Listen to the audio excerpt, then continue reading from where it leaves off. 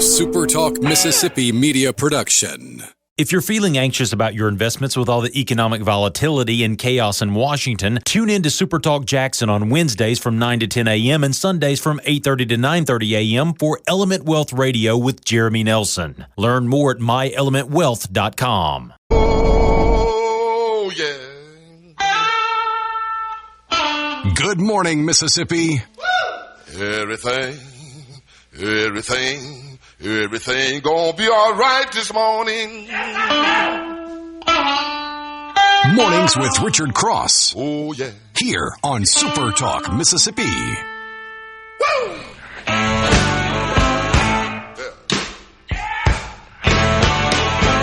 Now, when I was a young boy, at the age of 5, my mother said I was gonna be the greatest man alive. But now I'm a man, way past 21. I'm an unorganized man this morning. Good morning to you. How you doing on a Friday morning? Here on Mornings, Dave Hughes here, Lance in the booth. How you doing this morning, buddy? I'm the same way. I'm just rocking and rolling, getting settled in.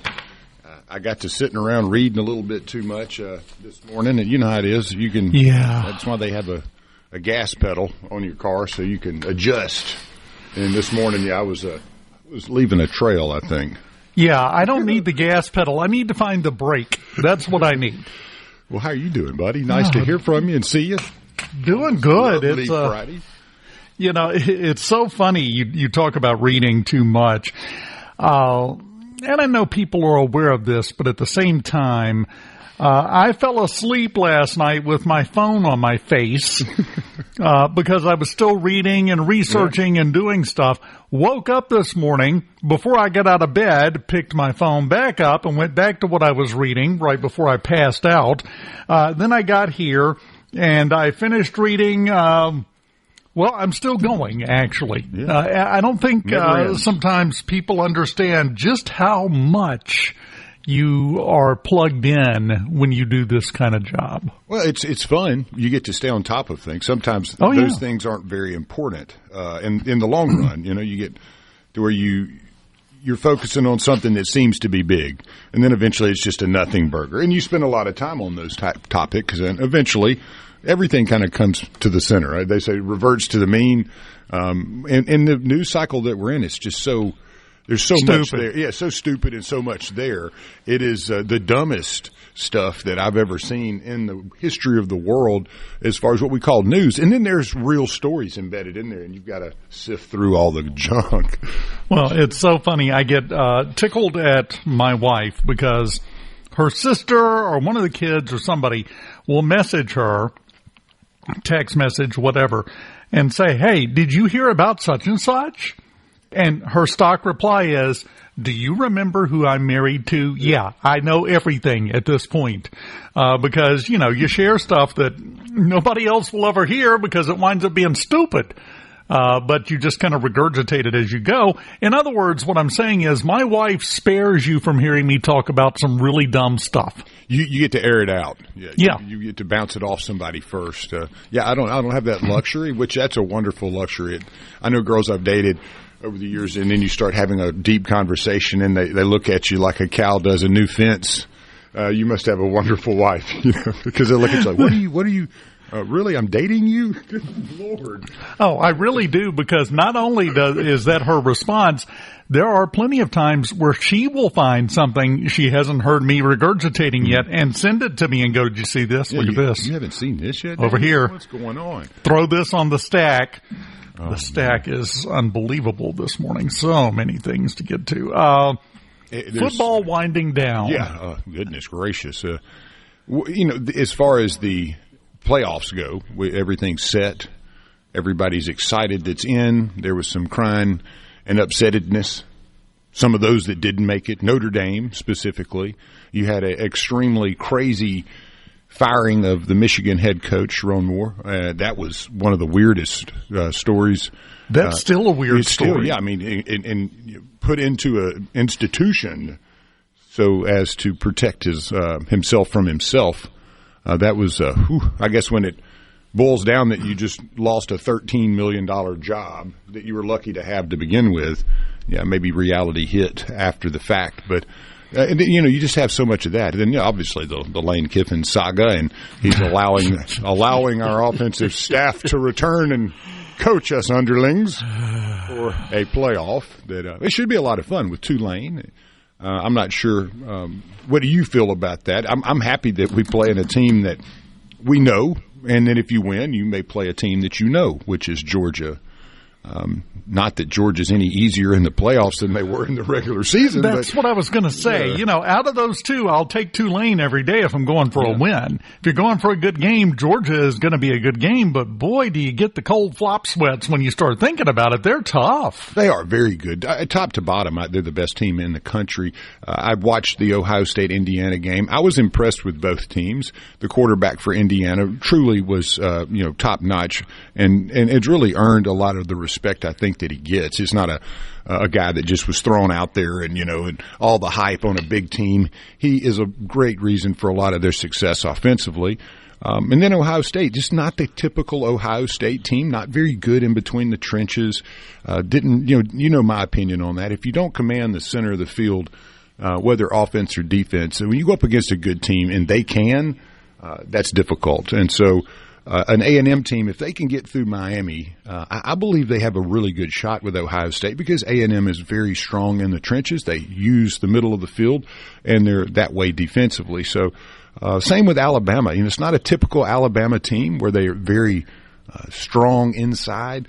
One of the worst I've seen, but they're a good team, and I believe they'll match up okay with Indiana.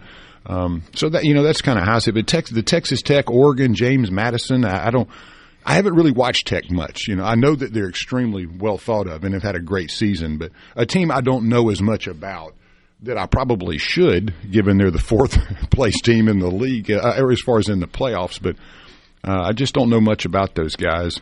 Then obviously Ole Miss and Tulane. That's a long-standing, I would say, a rivalry when we play them. Been around. They were an original member of the SEC those many years ago, and they had one heck of a season and a great coach on the way out the door going over to Florida. So who we know very well, John Sumrall. It's going to be fun with Ole Miss, though. I'm excited for Pete Golding and the staff to have an opportunity for the practices and and I know this is a hot-button topic. I also don't care. And you can ask this question of 10 people and get at least 11 different answers, some days 12 or 13. Are we over bowled? Are we over playoffed in college football? Do too many teams get to go to what we refer to as the postseason? It's a good question because you've seen quite a number opt out that are solid programs that you would think would have enjoyed having that opportunity to practice more, to reward the players with all those goodies they get when they go to bowls and the fans. But when you have the number that have opt out as they have, I think you're right. We may have gotten to a critical mass.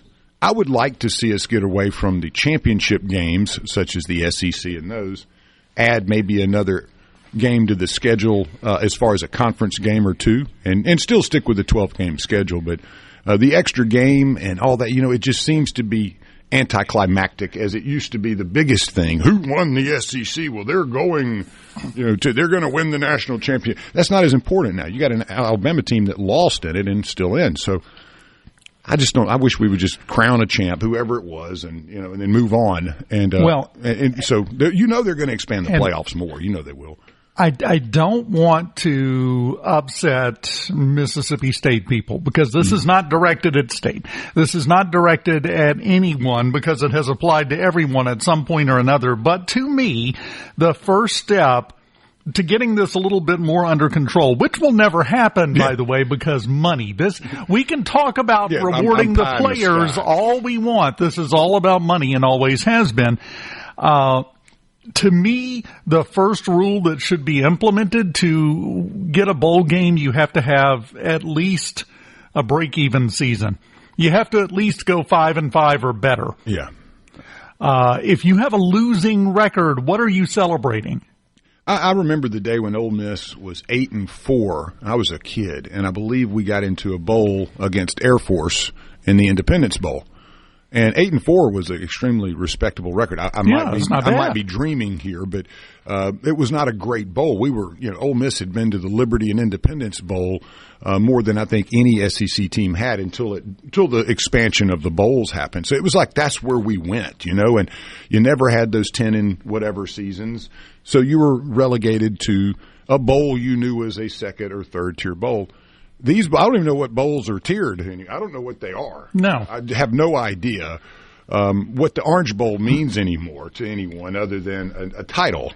I think there's so many of them that you kind of lose what's the point again? And then if you're rewarding teams that don't have a winning record, you're looking for teams that had a graduation rate because so many teams with winning records said, nah, we don't really want to do this. It's an interesting time. Yeah, and, we're dangerously close to me drifting over into, congratulations, you won the 4A state MAIS title this year. Great, which one? Yeah, that's a problem that you have to ask that question, to me anyway. It's Truth Fridays, right? It is Take No Prisoners Friday, as it always is, and if we haven't offended you yet, please take a number. We will be with you shortly. We were trying to do it right out of the gate.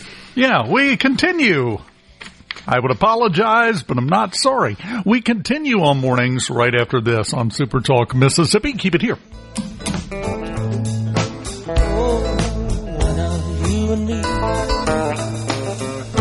That's getting there. That's getting more. From the Venable Glass Traffic. Get up to what matters. Mornings with Richard Cross on SuperTalk Mississippi.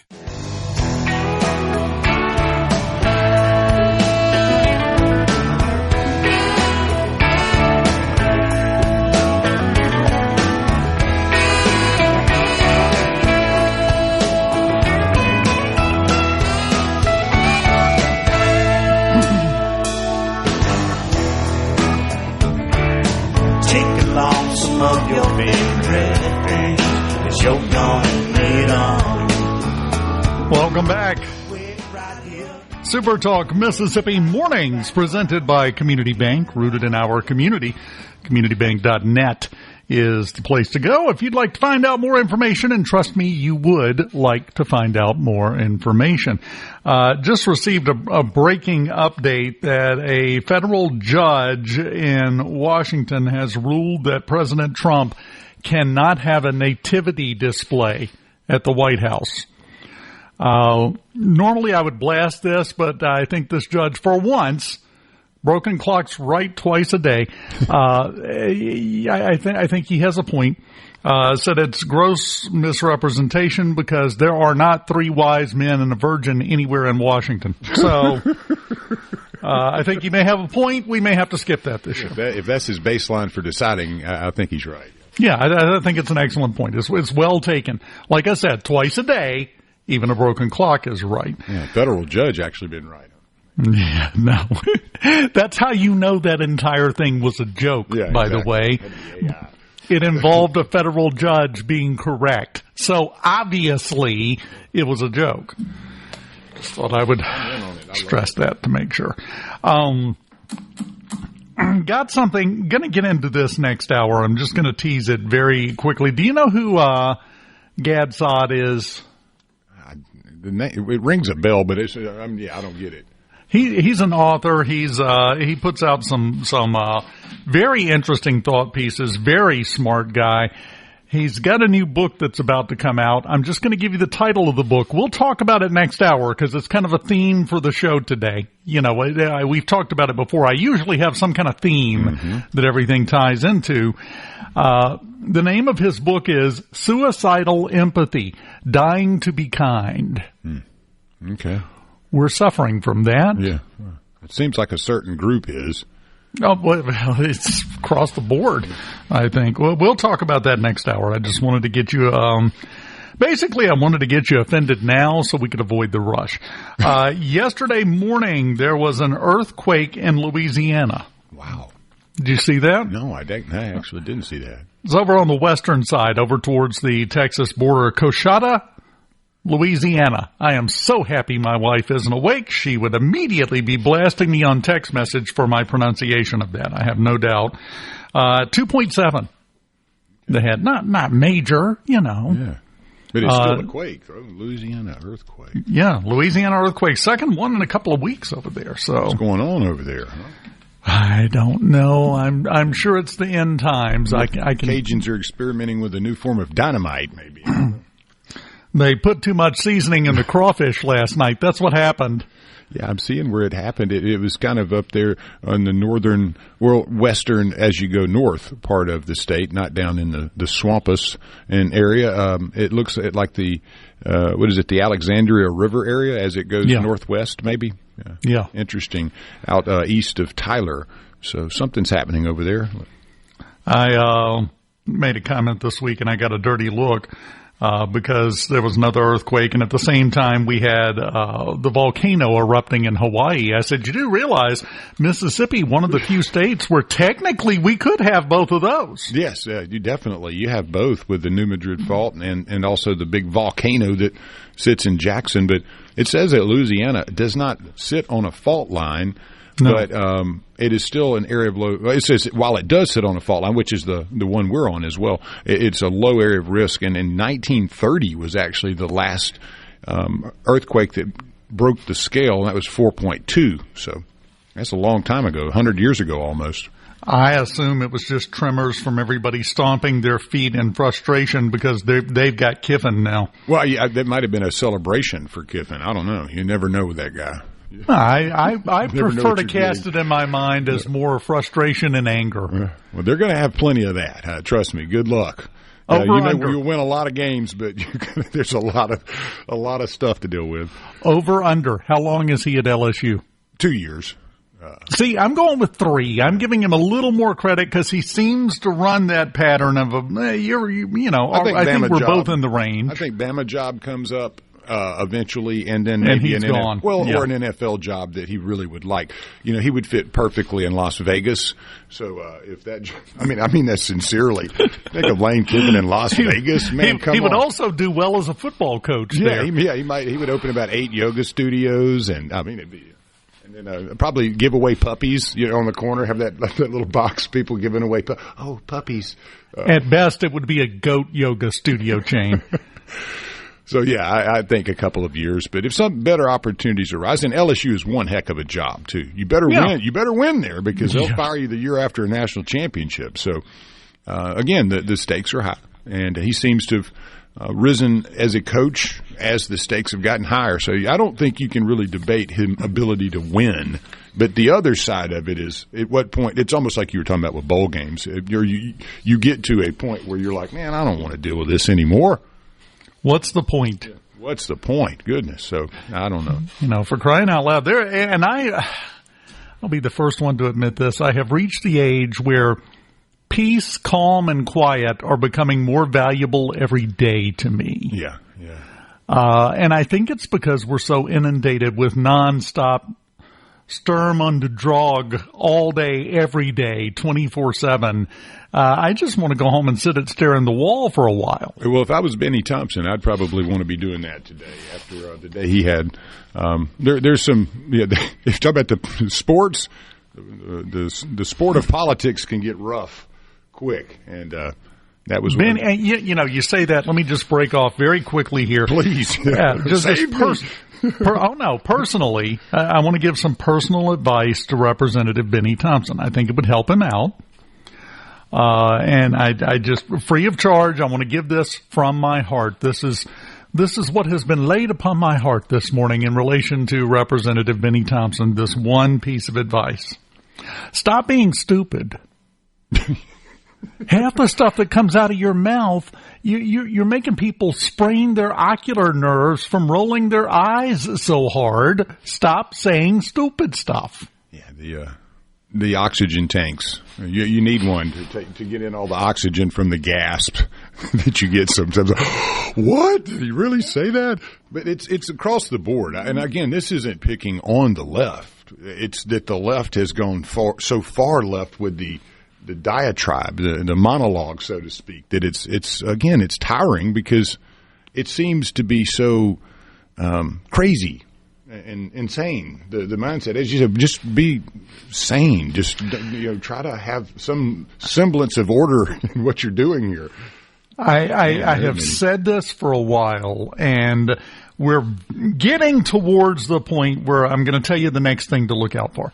Because what has happened, we talked about it a couple of weeks ago during the Obama administration, when they did away with the law. They made an amendment to the law allowing politicians to say whatever they wanted. It basically legalized the principles of propaganda for elected officials and for people in Washington.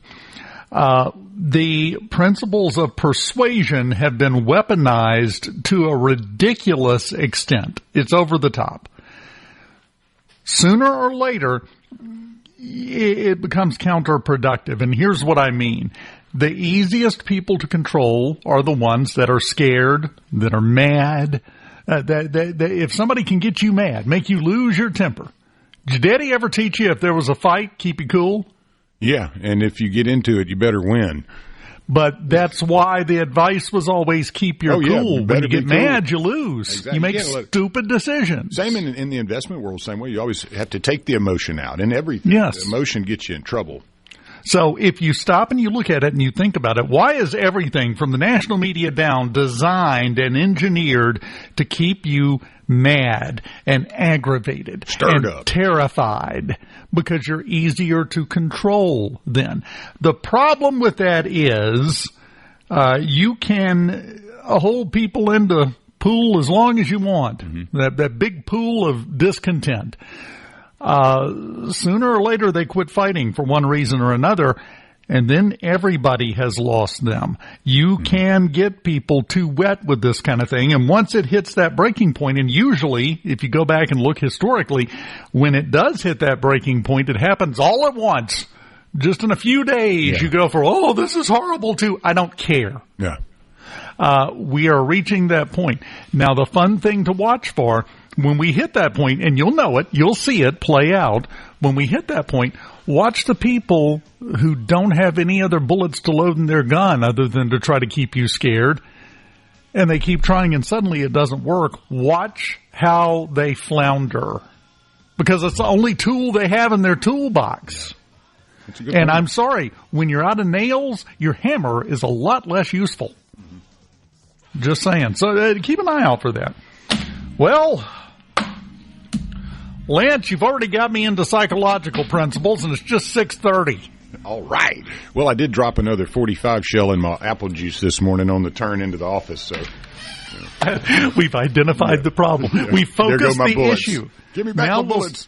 Now we'll spend 2.5 hours on treatment. We continue on mornings here on Super Talk after this. Keep it here. From the Zebra. You tell them.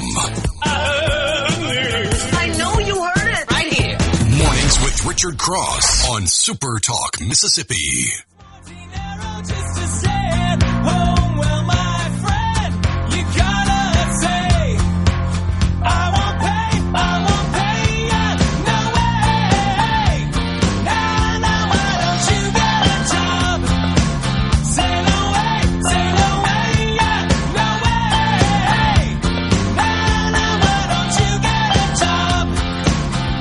Welcome back. Mornings on Super Talk, Mississippi, normally with Richard Cross on Fridays with your old buddy Uncle Dave, presented by Community Bank. At Community Bank, they're more than just a place to manage your money.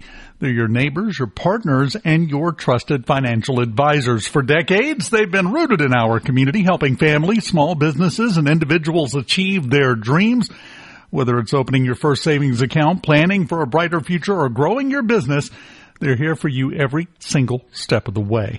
They're dedicated to their customers, committed to your success, and always here when you need them at Community Bank, rooted in our community, member FDIC. You know, we have kind of a normal order of operations here on the show. Modus operandi. We come in, and in the first segment, we just kind of shoot the bull for a little bit. Second one, we get into, on this day and birthdays. And third one, we talk about some sports. And then, of course, next segment, we'll be talking about how rich you're about to be because the Powerball's over $1 billion. But this morning I kind of blew that bridge up, didn't I? I just realized we've done nothing normal so far this morning. I can catch up quickly. I'll say public service announcement on the weather. It's going to be a beautiful weekend. Sunday across the state, maybe a light chance of rain between Saturday night and Sunday morning. If you're out and you're duck hunting, that's going to be your greatest opportunity for a wonderful hunt will be Sunday morning because the wind's going to be blowing nicely. Saturday is going to be very still. So if you want to duck hunt, I'd probably push it to Sunday morning. And if you want to deer hunt, Saturday looks to be the best day. That's just what I have for you. The temperatures are going to be mild, not a lot of wind on Saturday, and then Sunday morning have a nice little breeze kicking up to about 30 miles an hour on the west side of the state from north to south. And then on the coast and east, it's going to be same stuff, but just not the wind. Now, let's talk about Monday morning. Oh, goodness, yeah. Starts to change a little bit. Now, that's where those winds are, again, coming out of the north and northeast and northwest. It's kind of going to mix in, and by Monday, things can change dramatically across the state. And, going to be fun. There's going to be a lot of spots in the state, including down here in southwest Mississippi, something near and dear to my heart because I like feeling my toes, that apparently the wind chill is going to start with a 1 Monday morning. It could. Well, just think of this. Sunday night in Gulfport and along the coast, it's going to be clear and beautiful. 27 degrees, blustery with a north wind of 20 miles an hour or more. That is happening on the coast as of Sunday night. So as I said, get your fun had during the weekend, Monday and Sunday night across the state. It is going to change dramatically. And again, on the coast Monday night, it shouldn't be as bad, but you're going to have some extended freezing temps there for a couple of days potentially. Tuesday night, it looks to break, and that's up in the north part of the state. So once you get up to around Senatobia and all that, and it's about 37 on Tuesday night. So you'll have a couple nights where you better cover some plants, and like I said, get your foot warmers and hand warmers out. You might need them. I would suggest find some time this weekend and all of your holiday preparations to do a couple of dry runs with your trapdoor long johns so that if you need to open that rear flap in an emergency situation, it's not an unfamiliar motion to you because you're going to be needing to wear those Monday morning. I have a great selection of like 10, 12-year-old long johns that are just, they're held together by the seams, and I love them so much. I've used them for so long, and they're kind of color coordinated. I got the black, I got the white, I got the gray ones, and I got the ones that I don't really know what color they are. They're so old. They went into the duck blind too many times. Those are my favorites. They've got a kind of a reservoir watercolor to them almost because you can't get out that Delta mud. You just can't. Hold on. Let me update one of my sheets here because I tend to note things out even if it's just in bullet list format. I'm a Long John junkie. We have now covered the update on Lance's underwear, so we can move forward. I wear underwear. Those are my long johns. We that's didn't a whole need other to layer. know that. That's a whole other layer. Hey, and nobody woke up this morning and said, "I wonder if Lance wears draws." We got the draws on today. Well, it is. I went high and tight on the haircut about 3 weeks ago. I got a call, and I'm singing Irish protest songs now. So the Ukrainian deal fell through, and Russia wasn't coming up with the money, so I went with my people, the Irish. I look like Sinead O'Connor. I look like Sinead O'Connor in men's clothing right now, but I find myself very handsome with a scalped. I'd look good out west, Well, if you don't find yourself handsome, no one else will. So that's step one. Oh, yeah. But no, once I love this time of year, and every couple of years I'll usually go pretty high and tight on the cut because I love the tingle you get in the winter. But, it doesn't last long here. That's the thing. You get 4 or 5 days of freezing, and you're like, all right, I've had enough of this. Yep, winter's over. So I did get a new toboggan or beanie the other day, and I've been really excited with it. So, the small things in life. That's a $5 Temu beanie, and that's been the highlight of my last month. Well, you got to do what makes you happy, even if it makes everybody else not happy or upset that you did it. To me, that makes it more fun. If everybody else rags on you for it, I'm like, oh yeah, I hit the good spot with this one, didn't I? Well, I've just been sitting around. You get all those ads and stuff that come across this time of year, and I found a really cool hiking stick that Rhino makes, and it's one of those kind of survival tactical I love it when people use the word tactical with something that I'm not in the military and they're selling it to me like tactical pants and all this. It's like but you know, come up with another name. Then tactical is one of those. It's like bowl games. It's a little overused now. But I love this time of year because you get hit with everything. It shows the consumer nature of society, and that $1 or $2 item you get for free when you order enough junk. That's usually the best thing that you get from Temu. I mean, it's hilarious. Like you can spend $100 on something and it'll say you're eligible for a free gift, and they'll throw it in. That'll be the only thing worth a dang when you get it. Will be the free gift. The best part is we're we're about 2 weeks away from all the Valentine stuff being put out in the stores, so we'll be able to shift gears. Yeah. Hey, one thing I found interesting, and it's not really sports, and it kind of is. You know, once everybody got done with their signing days a week or so ago, you've kind of gotten the dog in the kennel now, and you kind of understand where it all sits. And USC Southern Cal came in 1, but that's not really what I wanted to mention. It was now they're showing on most of your services this average NIL spent per player. I found that fascinating. Seems like there's a lot of money out there this time of year, and a lot of kids are having a great Christmas if you're getting a $160,000 check for signing with Southern Cal. That's not the highest, though, Dave. The highest that I found out there was the number 3 signing class with Oregon. Their average NIL per player, $263,000 per child. That's a nice little deal there. Alabama was at $192,000. They came in 4th. Georgia at 5th place, and the recruiting rankings came in at $131K per player. Ohio State 136, Tennessee 151. An interesting one, Texas A&M, who had spent so much money several years ago on a team, and I'm sure they're still paying Jimbo off.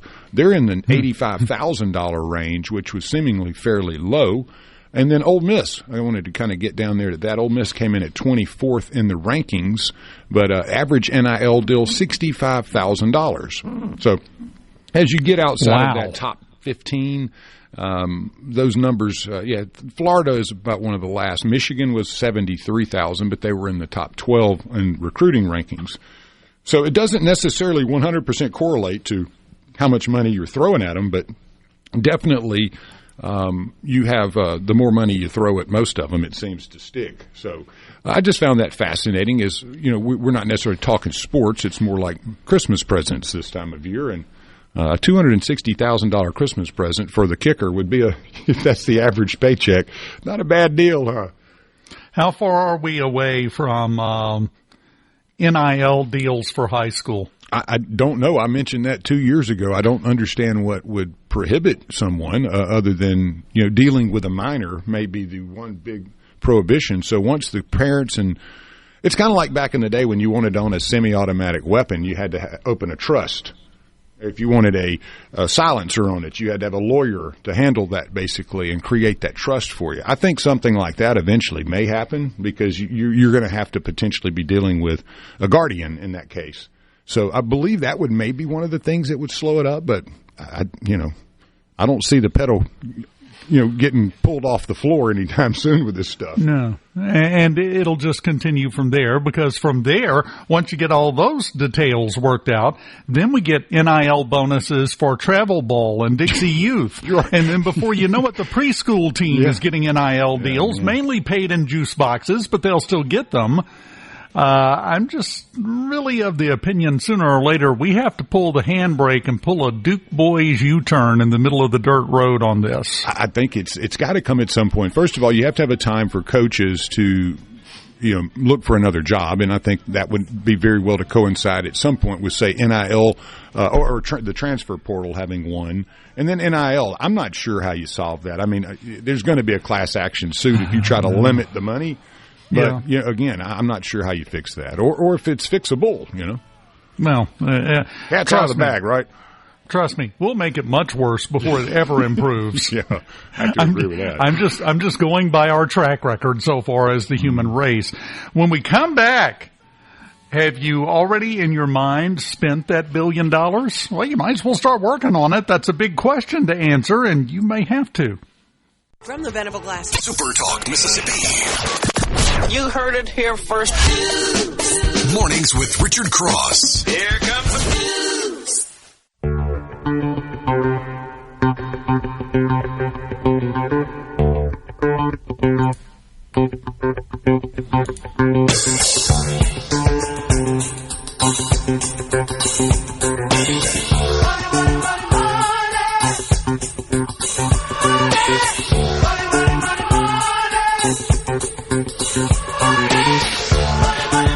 Welcome back, and it's time to take a peek at the Mississippi Lottery, and as usual, we like big round numbers, so the story with the lottery, the Powerball.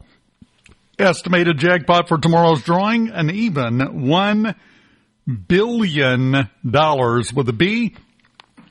Estimated cash value, $461.3 million. We didn't have a jackpot winner, obviously, but a ticket bought in South Haven matched 4 out of the 5 white balls plus the Powerball and won $50,000 on Powerball this week. That's what we keep telling you. Everyone focuses on the big jackpot. The billion would be nice. I'll take 50,000 too. And that's a distinct possibility. Mega Millions still on the build, 70 million, the estimated jackpot for tomorrow night. The Lance Tolbert game, Mississippi Match 5, $235,000, the estimated jackpot for tonight. I'll take that right now. That's my NIL deal. Over 4 times as much as someone won on Powerball this week. Just to put it in perspective, give it a little context, if you will. A lot of opportunities to win. Lot of opportunities. And, of course, you've got the scratch-offs as well. We got winners, as usual, all over the state. Cash for, we had Petal and Jackson, each won $2,600. That's, of course, the number pull game. Man in Myrtle won $2,700, and a man in D'Iberville won $20,000 on 4 tickets on Cash for. Cash Pop, you had a Canton woman won $1,250. A Waynesboro man won $2,000. We talked about the $50,000 winner on Powerball. Mega Millions, a woman from Alabama bought a ticket in Amory, won $1,500 in Mega Millions this week. I'll take that too.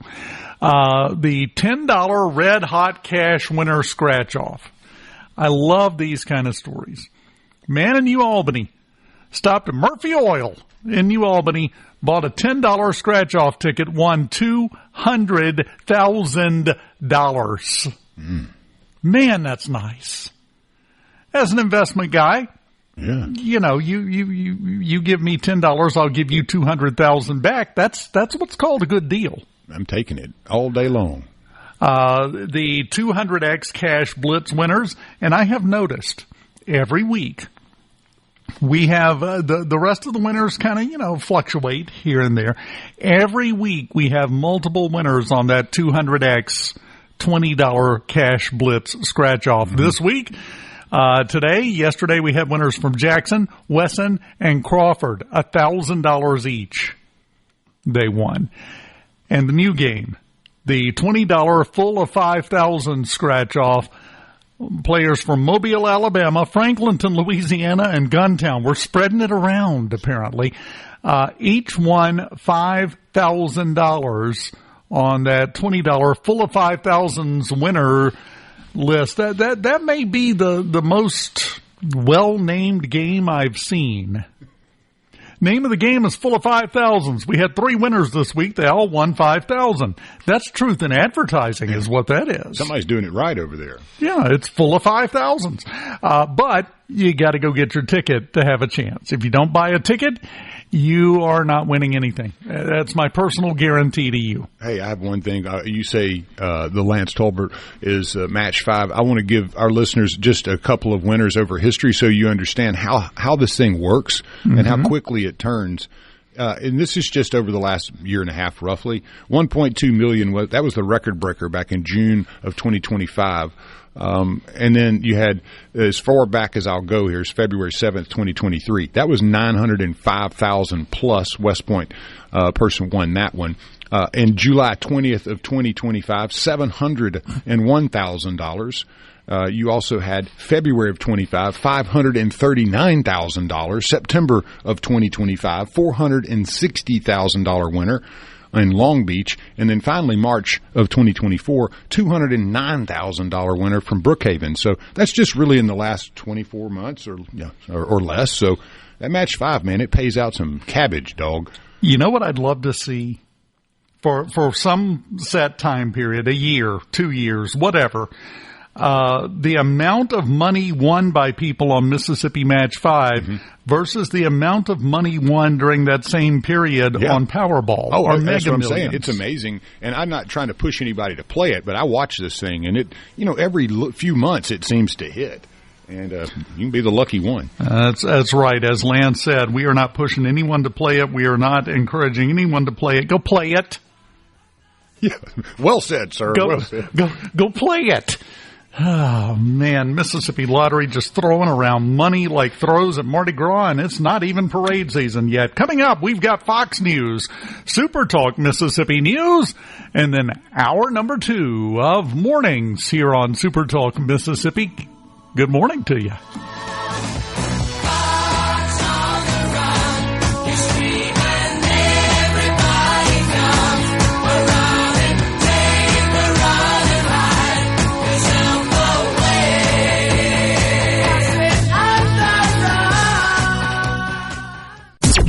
The views and opinions expressed by the hosts, guests, and callers on this show are not the opinions of TeleSouth Communications, its management, or advertisers. Welcome. Check this out. Now, what can be offered to you? Mornings with Richard Cross. Information. Super Talk, Mississippi.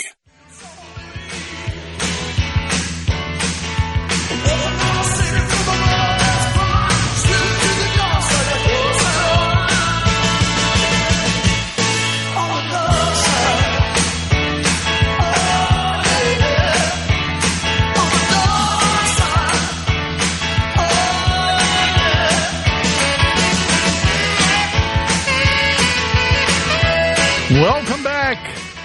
Hour number 2 of Mornings on a Friday morning. Dave Hughes here, presented by Community Bank, rooted in our community. CommunityBank.net is where you can go to find out more. Coming up at the bottom of the hour, we're going to be joined by District Attorney Matthew Barton from the 23rd District up around DeSoto. He's got some interesting things that deserve attention that he's involved in, including an attempt to stop importing criminals from Memphis. We'll talk to him about that at the bottom of the hour because it's just a common sense idea. But he's got a lot of those. We're going to talk to him coming up at 7:36. All right. Hey, I have one question for you before we go. Name the movie that song came from. I know that was John Cafferty and the Beaver Brown Band, wasn't it? Yeah, you got it. Yeah. There's never been a better name for a band than the alliteration of the Beaver Brown Band. Yeah, they named it after a paint color. No, seriously, look it up. That's where the name came from. I'm going to have to on that. That's good info. They literally named it after a paint color. Eddie and the Cruisers, starring Michael Paré. Eddie and the Cruisers. That was. I was drawing a blank. What a movie, man! Yeah. That was a good movie. Yeah. It really was. I didn't mean to make you get off track, but that I had to throw a little triv at you this morning. Normally we do this kind of thing later in the show, but I'm going to do some rapid fire stuff here just because we need to cover some ground. The news that's out this morning, President Trump is seriously considering going ahead and pulling the trigger and rescheduling marijuana to a Schedule II drug. It's currently in Schedule 1 with things like heroin and that level of drugs. Schedule 2 is like Tylenol with codeine is a Schedule 2. Those kind of things. Lowering it down wouldn't make it legal. It's not legalizing marijuana, but it would open the door for research. It would also open the doors a little bit more for states with recreational policies, even states like Mississippi with a medical policy for marijuana. What do you think, Lance? Good idea, bad idea? You've already how many states have already legalized it, so to speak, medicinally? It's a great question. I'm not sure the answer to that. Whether the federal government doing such is going to make a great difference, it probably will for those in the business already. It'll help.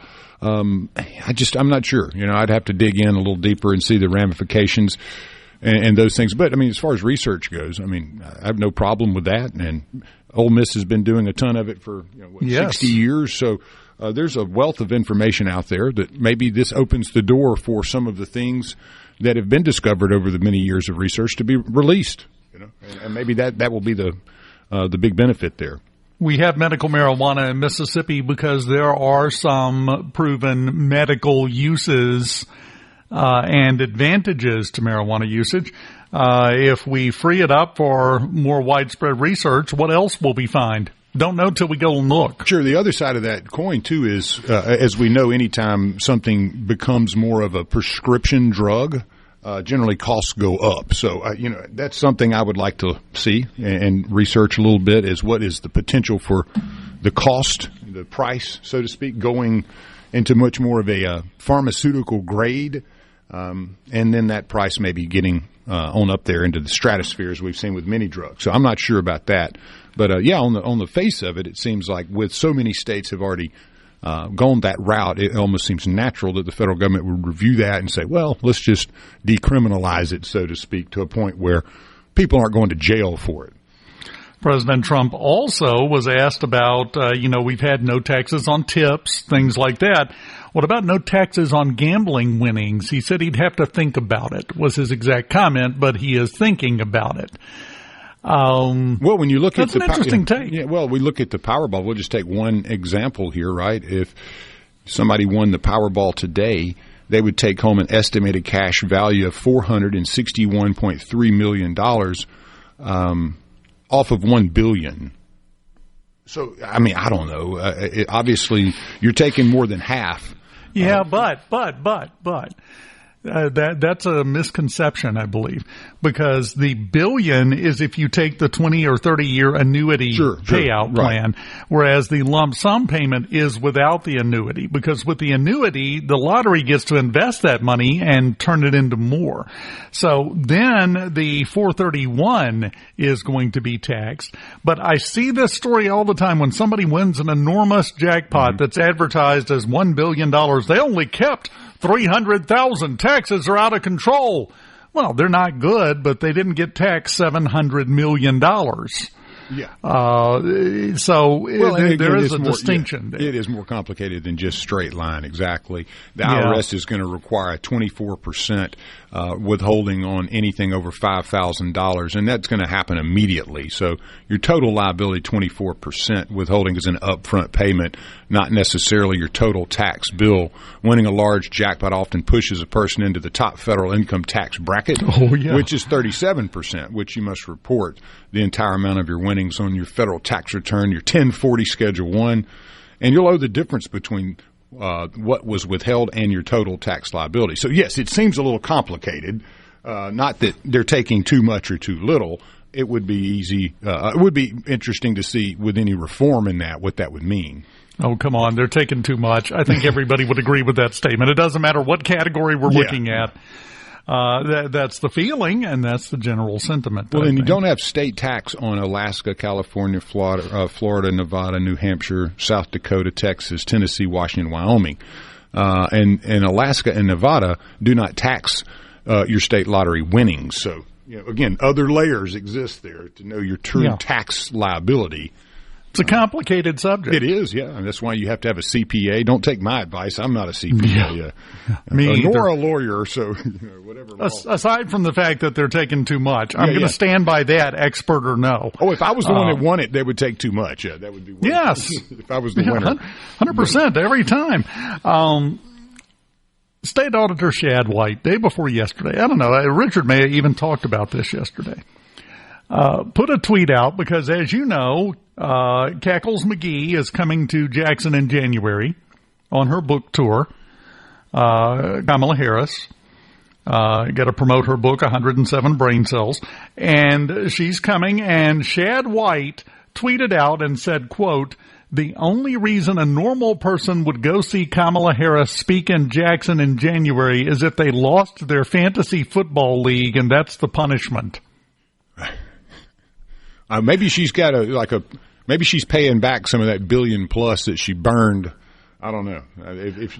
If she was going to give me a check for or something, I might show up. I wouldn't take a check. No. It better be a money order or a stack of Benjamins, one or the other. That is a great point, though. I love Shad, and I love the way he communicates. It's very straightforward, and I'm with him on that. I don't know why you would go see her or listen to anything that she had to say, because you had an opportunity to do that, and she was horrible. I mean, terrible public speaker. Unless you're bringing her a box of wine, maybe. Or if it's a comedy something hour. else.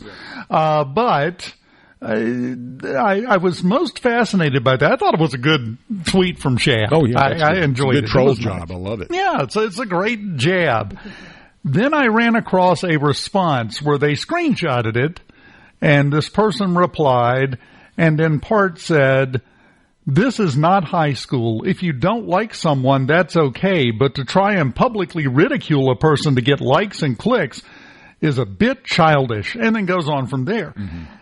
I think that's indicative of a big problem in society right now, and something that we have to, I'm not going to say change, but we've got to revert to a previous standard form of behavior. And it ties into what I mentioned last hour about the new book from Gad Saad that's coming out. The name of the book is Social Empathy. And he's not bragging about it. He's critical of it. Not social empathy. Suicidal empathy. Dying to be kind. We spend way too much time worrying about whether or not we're being mean. Sometimes people deserve to have a little meanness thrown at them. And we have lost that completely. That's what he's talking about. And we'll get into that when we come back, because I just don't feel like I'm keeping up the proper pace of upsetting people this morning. And also, in that same tangent, we have to get back to where we can laugh again at things. Yes. We're taken so seriously. I mean, people's skin is too thin. It just is. I don't care what side of the fence you're on. We've got to get back to where we can laugh and make jokes, and everybody doesn't get, ruffled up so easily, get their jimmies all ruffled like that big gorilla rolling around in the leaves. We've got to find a way to get back to laughing and having a good time again. Nothing worse than rustled jimmies. We will continue. I hadn't thought about that forever. We will continue on this Friday morning, on mornings after this. Shake it up. Shake it up. Shake it up. From the Venable Glass Traffic. Mornings with Richard Cross. The monitor switch lets you hear Breaking news. Super Talk, Mississippi. That don't mean any of this. Still my confession draws you near. Confuse the issue or refer. Familiar heroes from long ago.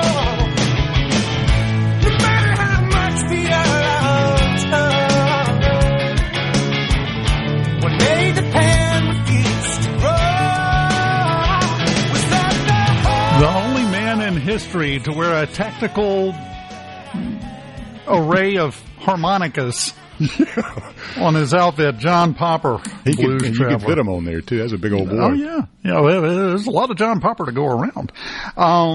Okay, before the break, we were talking about this, and I do want to get into this. Gad Saad, if you haven't read any of his stuff, he's a behavioral scientist and has some sense.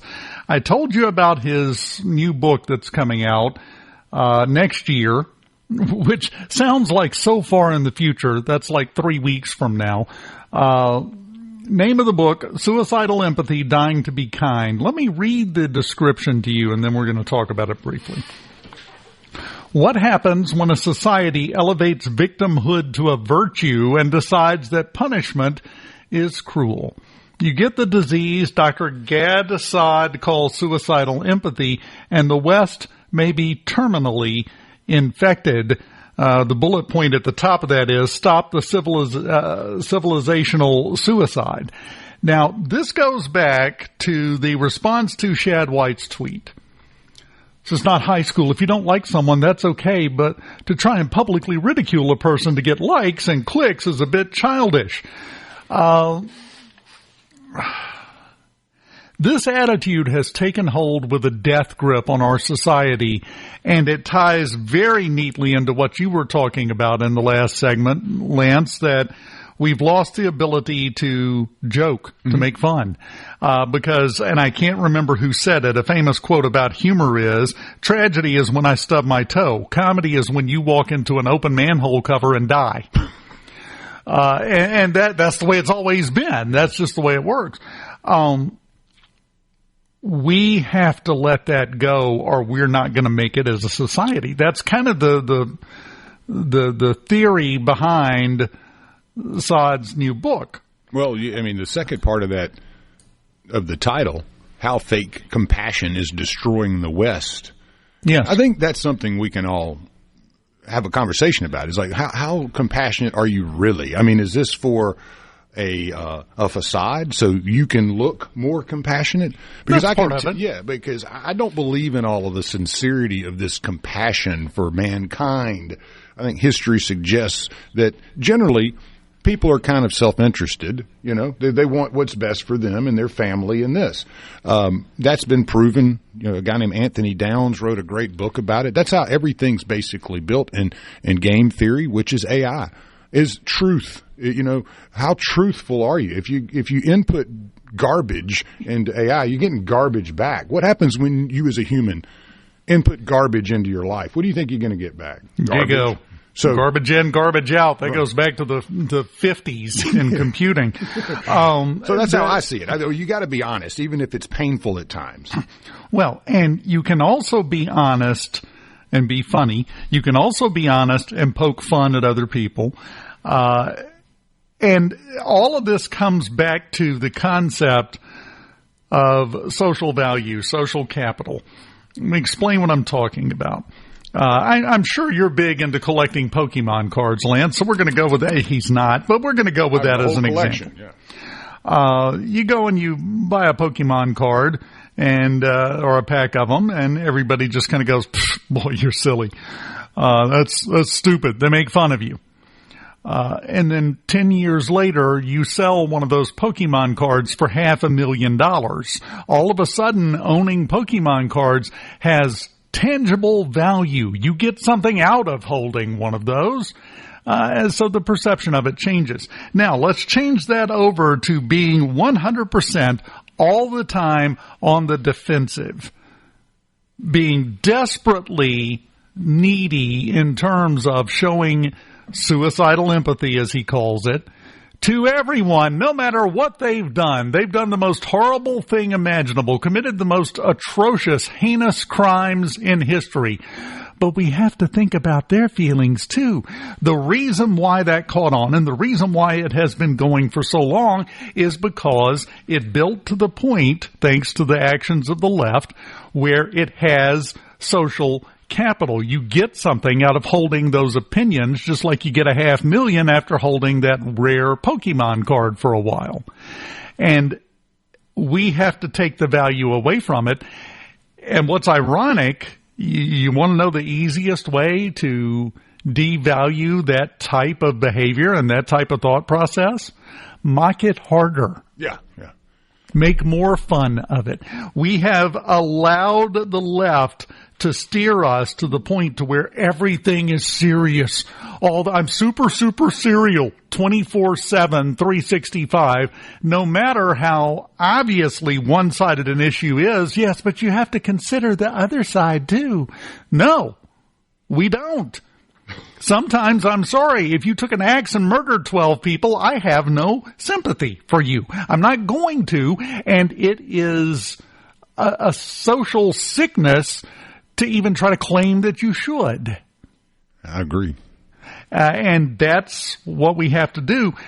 We have to quit buying into the liberal mindset that we have to be serious 24/7. Everything is deadly serious. You don't understand. We can't make fun of this. This is a serious issue.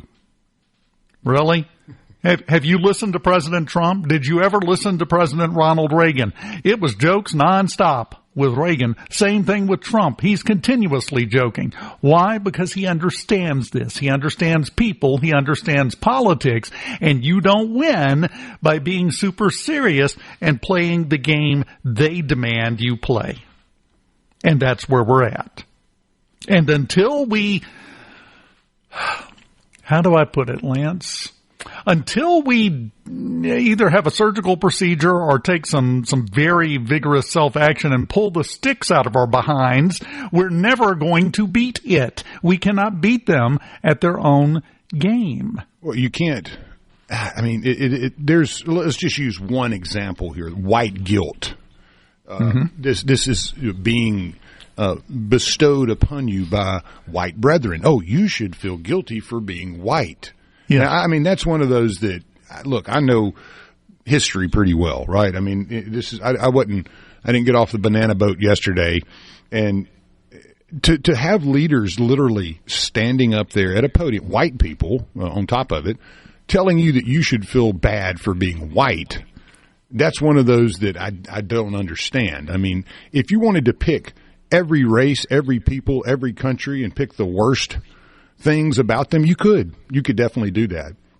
You could also go the other route and find the great things that people have done. And everyone, everywhere, no matter what color you are, what race you are, what religion you are, you've done some great things. We've also done some bad things. And you've done some awful things. Yeah, yes. That's it's life, called being man. a human. That's life, isn't it? And to be pushed into a corner, no matter what color, race, religion you are, because of who you are, what you believe, to me is what we've become. You know, we've pushed, certain groups into a corner going, you should feel bad about who you are, but we should feel great because you're terrible.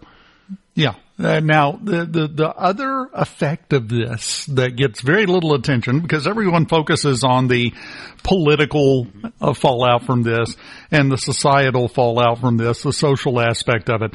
There's another very real thing that we have seen play out.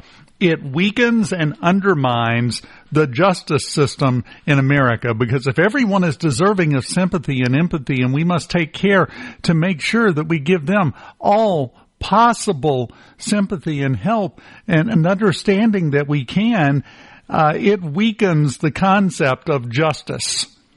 Because if everyone is such a sympathetic figure, well, really, does anyone deserve harsh justice?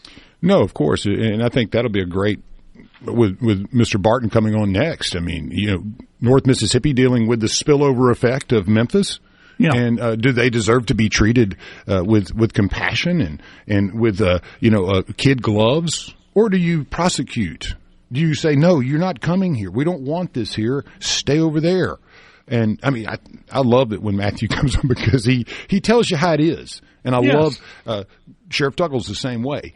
When you have an issue, you have to deal with that issue. You can't stick your head in the sand and pretend you're an ostrich as the world passes you by. There are real issues, isn't that right? And then there's some you got to just take. That's nothing to that. You're 1,000,000% correct.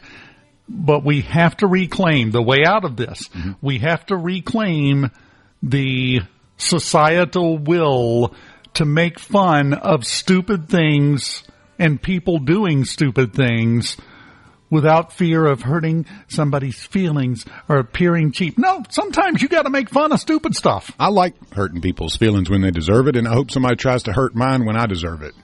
You jerk. You're an awful human being. I'm terrible, Dave. He only killed, 3 people. Where's your empathy with the 3 people? I can tell you where that is. When we come back, Matthew Barton joins us. The mood I'm in today, I'm sure this will be a very calm, respectful interview. Neither will upset anyone. From the Seabrook. Richard Cross is brought to you by Covington County Hospital in Collins, where your health matters. MRC. Mornings with Richard Cross. Let's get on with the show. Check it out. Super Talk Mississippi. Robbing people with a zip gun. I fought the law, and the law won. I fought the law, and the law won. If this were professional wrestling, you would be listening to District Attorney Matthew Barton's walkout music right there. Welcome back. Mornings on Super Talk Mississippi. Dave Hughes here, and joining us now, District Attorney for the 23rd District up in the DeSoto County area, Matthew Barton joins us. How you doing this morning, sir? Hey, we're off to a good start. It's just going to get better from here. I have that feeling today for whatever reason, and we're going to start with a very simple, easy, honest question. Why is it so controversial to treat criminals like criminals? Why is this even something to discuss? We gave crybabies a microphone and they had too many people tuning in. And I think everyone else is too busy working and trying to take care of their families to sit there and cry all day.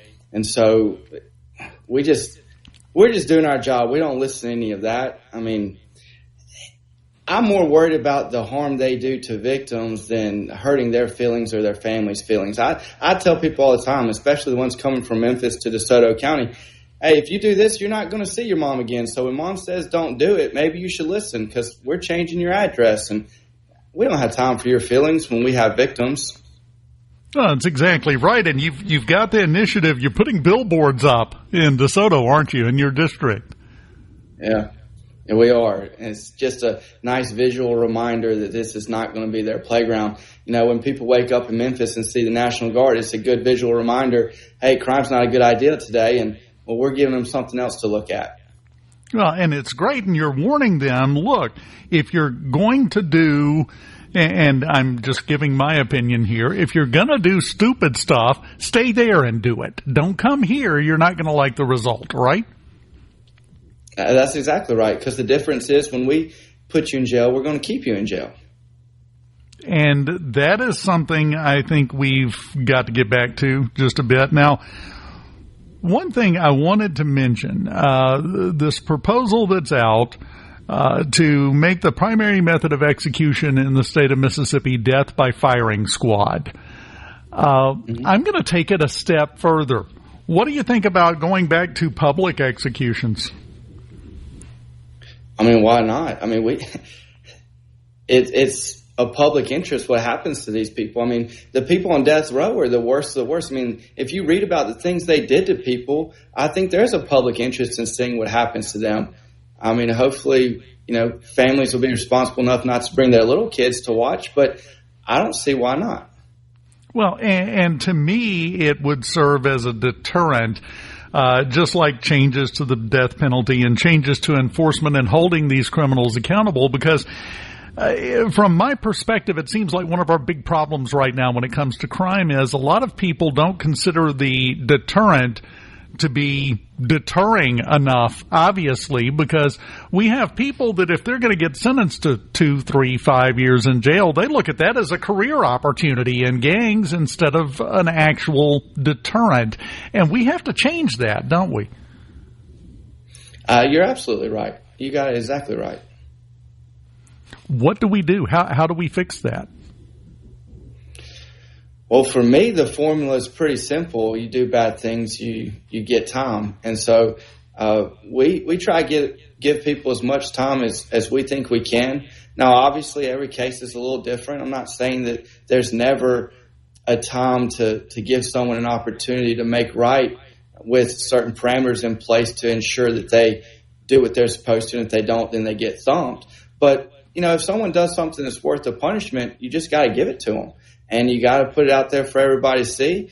And, the thing that seems to work up here is, criminals all talk to each other. And when one of them does something really stupid and they end up with a real prison sentence, we're talking double digits, they go back and tell all their friends and their families say, hey, we're not going to see James anymore.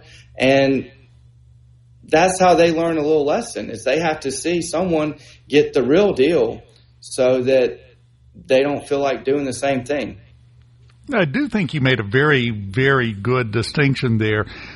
we tend to, and especially the general public, when you get them talking about crime, it's lock them all up, lock them up forever. Everything is situational. Not everything is created equally. You can break the law, but there's a difference between breaking the law and breaking the law, if you will. And everything has to be dealt with on a case-by-case basis. And I think we lose that nuance sometimes in this discussion. Yeah, that's really the hard part of this job, is using discretion to figure out, okay, what do we do with this person compared to the last person? So you have to look at someone's background, you look at, their age, their ambition, their ability to contribute to society, the type of trouble they're in, if they've ever been in trouble before, and then you just have to make a decision. And that, like you said, one of the toughest decisions I think that you have to make. Crime lab processing. We've had problems in the past in Mississippi in general. What are your thoughts on that? Because that's a key component of this in ensuring a speedy trial. You commit a crime and 5 years later it comes to trial. Well, yeah, it's a little bit of a problem. How is that going, and what can we do to make it even better? Yes, I mean, it's a real problem in Mississippi, and I know that, this problem kind of predates Sean Tyndall being in his spot with DPS, and he's worked really hard. I think despite the fact we have a problem, he deserves credit for trying to make the best out of the situation.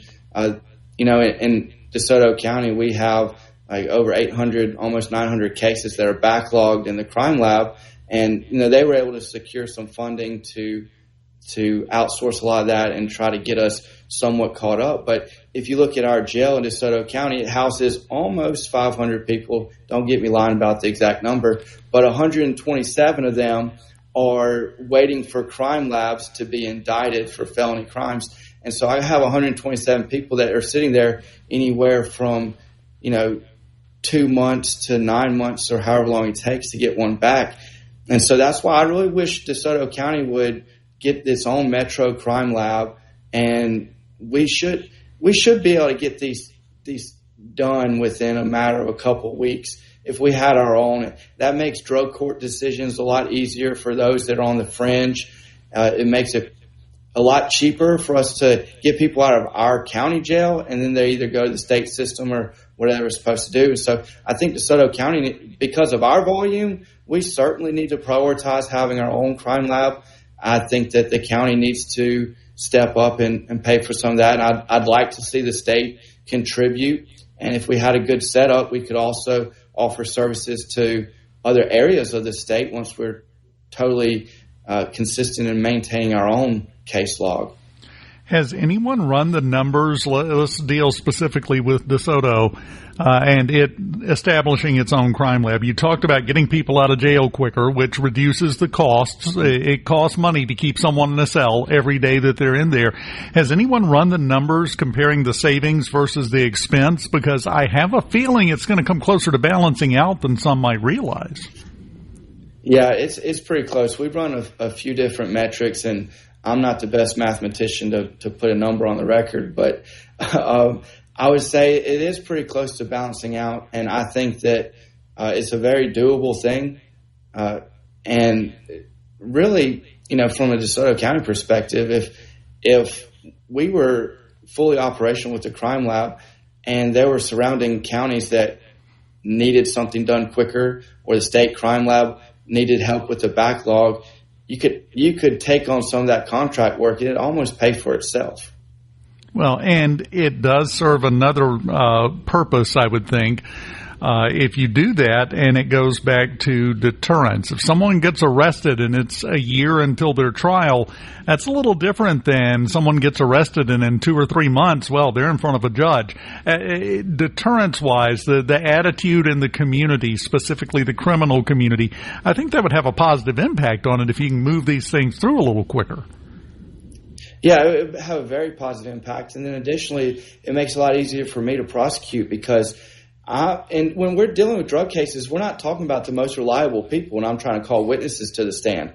So when I have to wait a year and then track somebody down and hope that they didn't get arrested in Arkansas or something, then it makes it even harder. And, we have turnover in police departments. And so I don't want to wait a year or two to go to trial on some of these. If I can have all my stuff ready to go in the first 3 to 6 months to be done with this thing, we're going to get better results. We're not going to have to give the farm away on cases where we lost witnesses or, have bad results or whatever. Well, and the phrase you just used is the perfect motivation for looking at things like this. Better results. That should always be our goal with the justice system, is to make it a little better than it was this time last year. And seems to me, again, I'm in the cheap seats over here. I'm on the outside looking in, but seems like the establishment of more than just the one state crime lab and getting one, for example, specifically in DeSoto, would help make things better. It would help improve the justice system and the results we get out of it, and that should be our goal, right? Yeah, and plus it would relieve a huge burden on the state system if DeSoto County was operational on its own, because we're filing more felony criminal cases than any other county in the state. It doesn't mean we have a bigger problem. It just means we're dealing with it, and we're very proactive. So we could take a burden off everybody. District Attorney Matthew Barton, can you stick around through the break? From the Venable Glass Traffic. He's got everything you need to know to start your day. It's Mornings with Richard Cross on SuperTalk Mississippi, supertalk.fm, and the SuperTalk Mississippi app. Now, here's more with Richard Cross.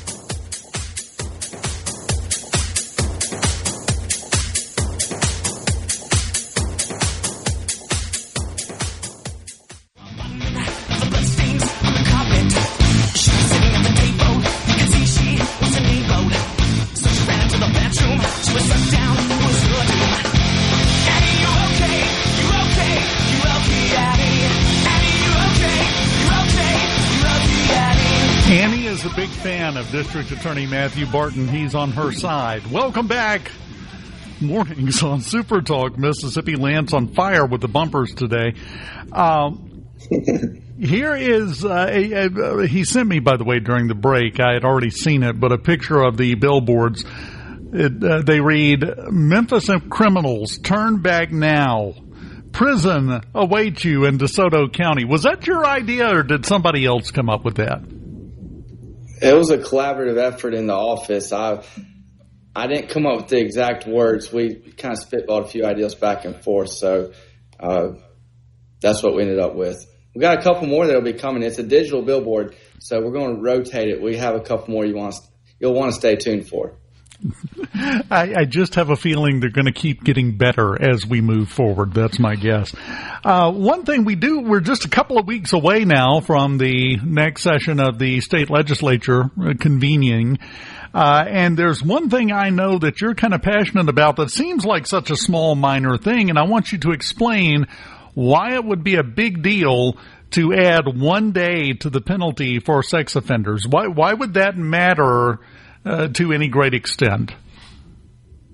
So we have failure to register as a sex offender as its own standalone felony crime. It carries up to 5 years in prison.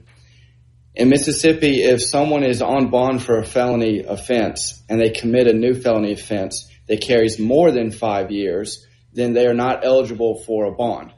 And what we're seeing is kind of a pattern of people who are sex offenders that they get in trouble for something, and then while they're in trouble, they are a little bit hesitant or reluctant to go report or do what they're supposed to, and then they end up catching another charge for failure to register. And there's been several times the last 2 years I've been in this job where we wanted to revoke their bond and we couldn't, so because it's only 5 years, not more than 5 years. So it's a little thing, but if it gives me a chance to take the bond away from a sex offender a few times a year, I sure would like it. Well, definitely. Now, this was up last year, and it died in committee, right? Didn't even make it to the floor for a vote. That's right. What do we have to do to push? I don't know. I'm not the best lobbyist yet, but I think we just got to make people understand it's a small thing. We're talking about a day in terms of penalty. I don't think even the crybabies would say, "Oh, that's too harsh." They will. But it gives prosecutors a tool. There are people out there that will cry about it. Yeah. Never underestimate what we were talking about before we were joined by you. Suicidal empathy is the term that Gad Saad came up with, and I think it's got some real juice to it. So just consider this your lobbying efforts, the start of them right now, because again, we're about 3 weeks away from the start of the session. Hopefully this is going to come up again. Have you heard anything about this being reintroduced in this session? I'm hopeful that we'll have a senator to reintroduce it as it was in its last form, and hopefully get picked up this time. Is that the only functional change? Just add a day to the penalty for failure to register as a sex offender? That's it? That's it. It's that easy. See, I'm with you. That seems like a no-brainer. That seems simple, easy, and not a big hill to climb. We'll just have to see how things work out when the legislature convenes. We talked about the crime lab. You'd also like a dedicated law enforcement training academy in DeSoto County, again, because of the size, of the volume of what you're dealing with up there. You'd like to have a more localized source than the academy in the central part of the state, right? That's right. And I mean, we're growing so much, and our departments are growing exponentially with it. And if it gave them another opportunity for additional training close to home, they could send more people and maybe have quicker turnarounds, and I think it'd be good for us. Well, and that's the other thing, because when you have the State Law Enforcement Academy, which does an incredible job, they do a really good job, yes. But they can only take so many people per year. There are just limits on the amount of new officers that can be processed, and this would add to that capacity, I would think. Mm-hmm. Absolutely. But again, the biggest hill is to get people on board with some of these ideas. And I think you have done the most important part of that process, which is coming up with good ideas. It's a lot easier to sell a good idea than a stinker. And we get some stinkers sometimes, but you got an entire raft of great ideas. And if there's anything, we can do to help you out with this, just spreading the word especially, let us know. You know where to find us, Mr. District Absolutely, Attorney. I do. And to be perfectly honest, we've read the billboards. We want to stay on your good side. So just let us know if there's anything at all we could do. District Attorney Matthew Barton, 23rd District up in DeSoto County. Always enjoy hearing from you, and keep in touch, especially as the legislative session gets started. Will do. Thank you. We've got Fox News. This is Mornings with Richard Cross. Let's do it. Super Talk, Mississippi.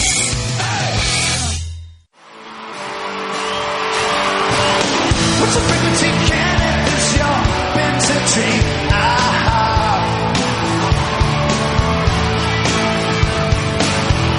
I was brain dead, locked out. No, not up to speed. I thought I packed you an idiot street. Tunnel passing from the outside of the screen. I never understood the frequency.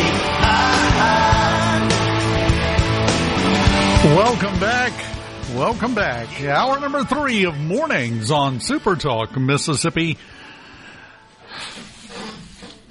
This will be relevant in a minute. Just hold on to that. Crackers or something? Oh no, that's a Little Debbie zebra cake. Man, I ate 2 Christmas cakes last night. I'm working on my second box.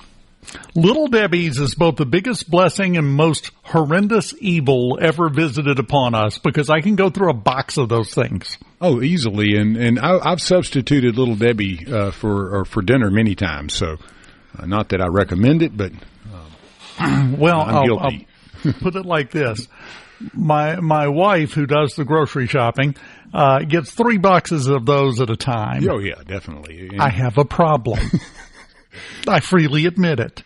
You got a sweet tooth, so what's going on? Huh? I also, this is a very important fact, want to make sure we get this out, I also don't care. No. But you're a grown man. You can do what you want. Yes, within reason. We're going to get to that in a second. And it ties into our theme today of suicidal empathy. We'll get to that. Mornings with and without Richard Cross, presented by Community Bank. At Community Bank, they're here for every part of your financial journey. If you're looking to manage your personal finances, banking services make it simple, secure, and tailored to you. If you're ready to grow your business, they offer expert guidance and custom solutions to help your business thrive. If you're dreaming of a new home, their mortgage specialists are here to make the process seamless. It's all designed with you in mind. They're more than just a bank. They're your partner for life's biggest moments. Community Bank, rooted in our community. Member FDIC, equal housing lender. Had big news yesterday that another 6 states have been granted their waiver for what you're allowed to use your SNAP benefits on. That brings us up to 18 states in America where they are now limiting what you can get. It's all part of the Make America Healthy program. Mississippi, from what I understand, I believe has applied for a waiver, hasn't been granted yet. What that does, go back to my old buddy over here. SNAP benefits will be used to buy healthy food in those states, not junk, not just anything you feel like getting when you go to the store. Get the things to survive, which was the entire intended purpose of that program from the word go, to help people who needed assistance to survive and to feed their families. And I'm not knocking that at all. There are plenty of families that need that assistance. But I think, like a lot of things, part of the abuse has come about of that system because you can use it to buy everything under the sun. Ridiculous things. This is a move back towards what it's supposed to be, instead of going, oh, well, we got to let them have some treats. We got to let it, well, no, because then you remove the incentive to get off of the assistance. Well, you have a major issue as well with illegals and people here that are getting benefits, $3,300 a month I've been seeing, that is not taxed. That allows them to go work and make untaxable money. And if you don't think millions of people doing that is reducing the value of your dollar and increasing the price of the goods that you and I need to have, rent, food, housing, gas, all of these things are impacted by that. And so in the vein in which you're talking, SNAP benefits are not merely just for those that are trying to make it. It is also being used for illegals in this country to subsidize this. And that should be something that every American would be outraged at. The sad fact is that they're not. Well, the problem here is, and let's stay on target here, we're not talking about people who shouldn't be getting it. We're not talking about people who get it and turn around and sell it for 50 cents on the dollar so they can have the money to go buy something they shouldn't be buying to begin with. I'm talking about legitimate people who deserve to be on it, who need to be on it, who need the help. We have carried it a bit too far. And that's what this movement is, because I'm sorry, if you're struggling to survive and you're going home with a buggy full of, lamb chops and Little Debbie's cakes and soda and squirt cheese, we may have gotten outside of the established parameters of what's going on. At that point, what's your incentive to try to get off of it? I had one of my mentors in public service, and I will give him a shout out, Pat Patterson, former mayor of Oxford, Mississippi. I used to love going in and just sitting down and visiting with him. And he was such a smart guy, and he'd always start the conversation off when you'd ask him something and say, man, I love the way you think. He said, well, I'm just no hayseed. I'm like, that's no. Yeah, you like giving off that impression, but one of the smartest people I'd ever been around. And his mindset in public service was, look, government is here to help people. Okay, it doesn't matter where you are, who you are. It's here to help, but it's not here to perpetually help the same person. Yep. That's exactly right. Patterson was dead on, had his finger right on the pulse. You got to make progress, right? You can't sit back with no metric to gauge anything or grade anything and go, let's just keep doing it the way we're doing it, old Dave, because it is working. to compare it to something different, let's say we set up a program where I give you $1,000 a month with no end date, no restrictions on how you spend it. You get $1,000, well, a week, let's say even. Let's make it worse. $1,000 a week. This is yours to do with as you please. What's your incentive to go get a job at that point? Mm-hmm. Same thing with the SNAP benefits to my mind. If you're already getting everything your heart desires, what is your incentive to change your situation? I think one of our listeners just made a really good point, and this is not to dismiss the reality that human beings and many do need some help and yes, are deserving of that. But the comment here is, in the past, food stamps were looked at as an embarrassment. Now it seems the opposite. I think that is putting it in two great sentences where we could expand on that immensely, but it's almost a rite of passage now, it seems. Well, the problem is we owe you something.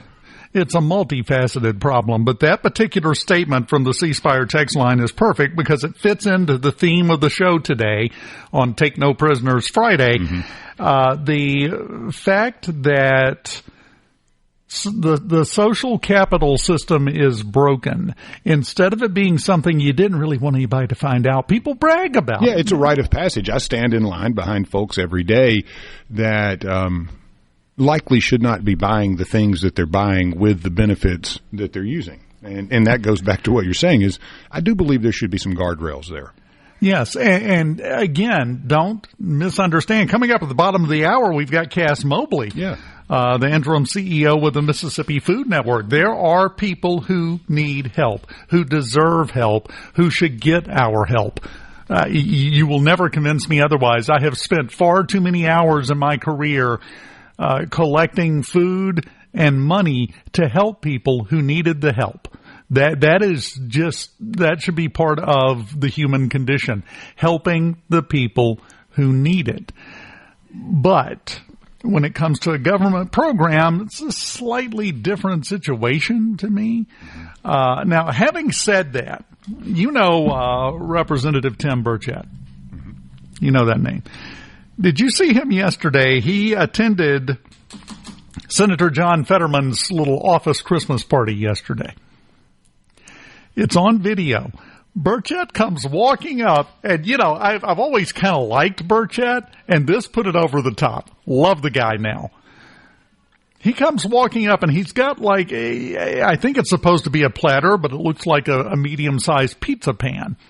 And he sits down, and on that pizza pan, he has a red Solo cup with whatever kind of beverage that they were drinking, a topless can of squirt cheese, and I counted 18 Ritz crackers with the cheese already squirted on top of each one, and sits down talking about what a great guy Fetterman was. That's my kind of snack. I'm fine with that. Well, as Mike in Richton says, squirt cheese is very addicting, and I would not disagree with that. I can eat the whole can just without a cracker if need be. Yes. I'm sure the nutrient value of it, but the nutrient value is very close to chewing on a Nerf bat.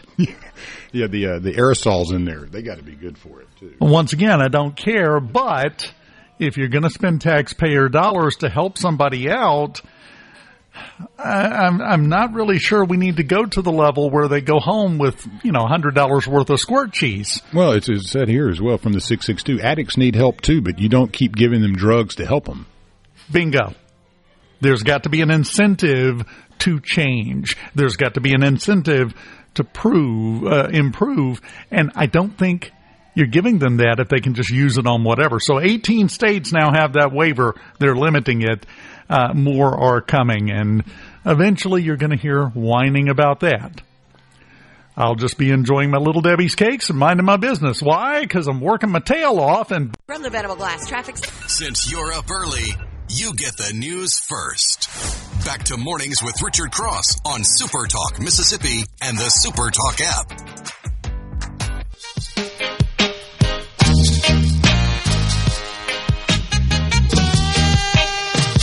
Woke up this morning with a funny feeling.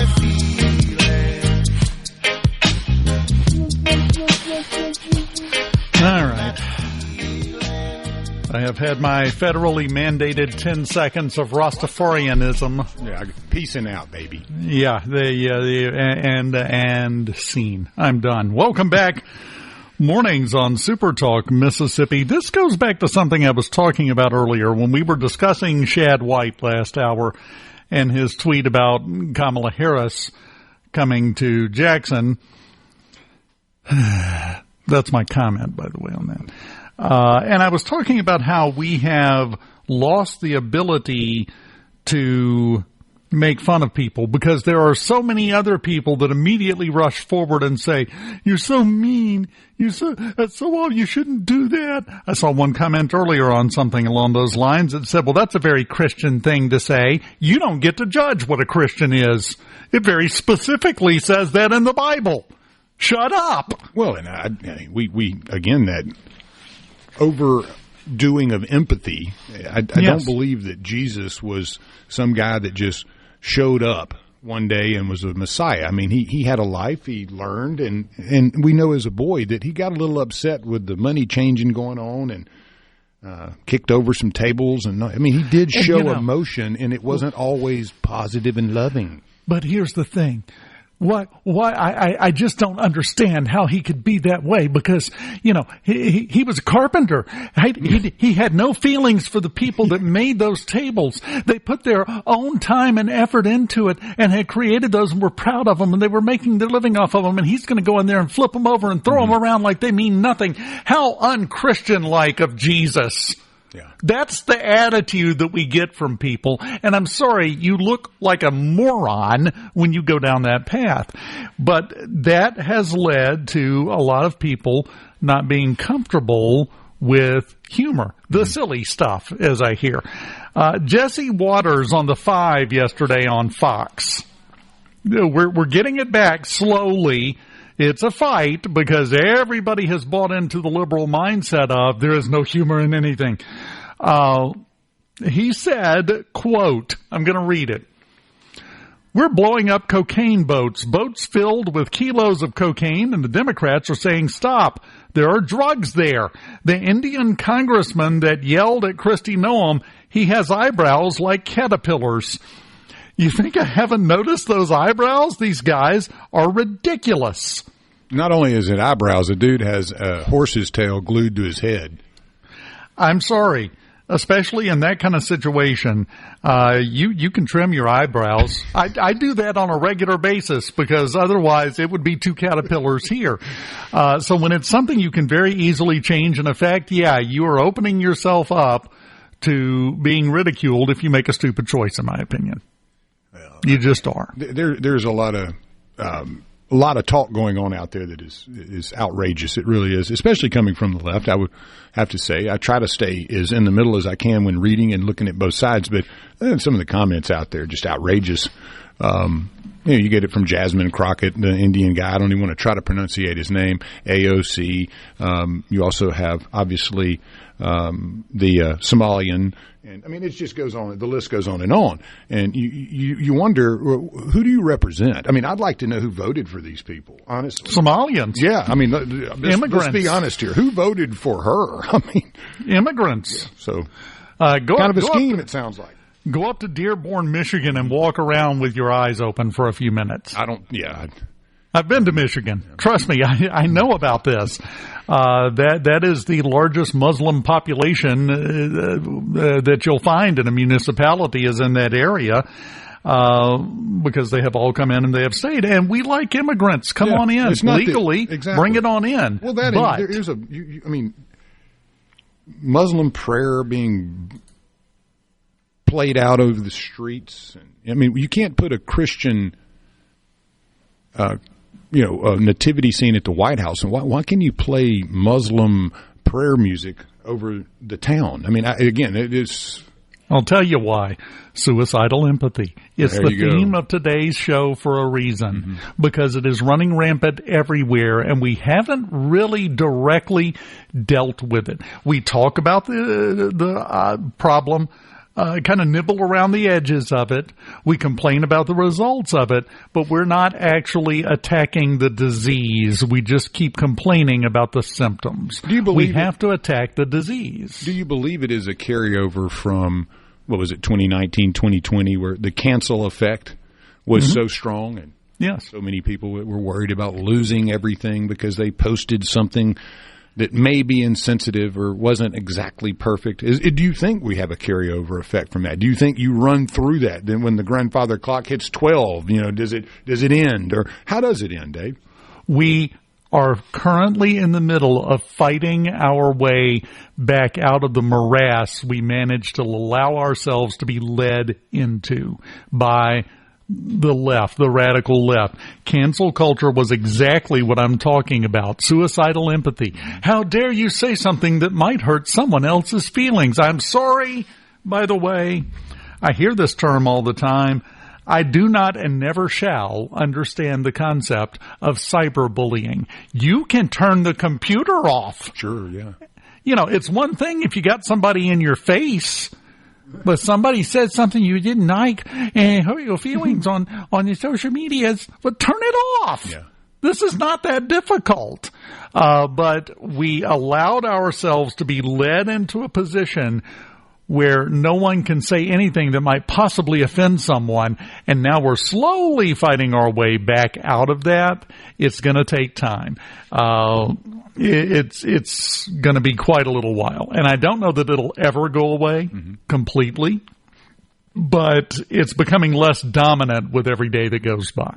Well, you think at some point you have to get away from pointing fingers as well and come up with solutions. But there seems to be some inertia behind the finger pointing at A, Christians, and B, white Americans as being terrible folks. And I just don't think you're going to solve problems when you divide people. And it's apparent that there's some momentum in that coming from somewhere.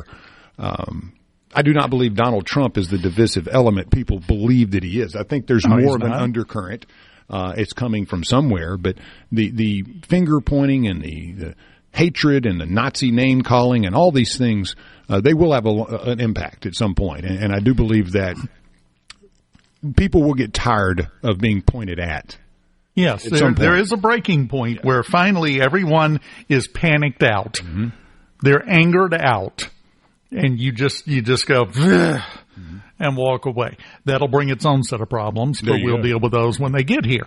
But let me just mention one thing about something you just said. You were talking about, what are we accomplishing with this? What's the point? You're looking at the wrong scale. You're looking at the wrong set of goals, because this is being fostered, implemented, and these flames are being fanned by people who are doing it because they don't feel that they have enough control, power, and money. And this is the way they get more of all three of those. That's the only goal. Now, they're going to tell you right to your face, well, this is to help people and this is to do make sure everything is fair. No, that's not the goal. The goal is never what they tell you the goal is. The goal is power, control, and money. If they can do this, they will say anything. They will do anything to get more of one or all three of those. And that's it. It's not overly complicated once you start boiling it down, which is a horribly cynical thing to say. And if you can't believe that I would say something that cynical, first time on the show, nice to have you. Great. Make yourself comfortable. Love to have you here. Because I've been eaten alive by cynicism for a while now, and I keep waiting for something to prove me wrong. I haven't found it yet. It's, I think if Americans realized what, we did with the taxpayer dollar, I would love to see a receipt at the end of the season. Mm-hmm. If we have to be audited to prove where we earned our income, I believe the federal government should be required to give me a dang receipt on where you're sending a percentage or pennies of my money. Yes. I think that would solve a lot of this, honestly, if there was accountability at that level. And someone said, oh, you're taking 20% of every tax dollar I give? that I work hard for and you give it to this, then maybe you could have some accountability. But nobody knows where $38 trillion is gone. Over there. Yeah, we put it over yonder. It's in the next room. Don't worry. We got it. It's mostly in chips from the now closed Bellagio Casino, but we've got it. It's right over there, yonder, I promise. And it's especially infuriating when we have really good causes that need help and really good things that could use the assistance and would actually help people, which is a great lead-in to next segment. Cass Mobley, the interim CEO and COO, two hats she's wearing with the Mississippi Food Network. It's the holidays. Let's take care of our people. We'll talk to her about that coming up next on Mornings.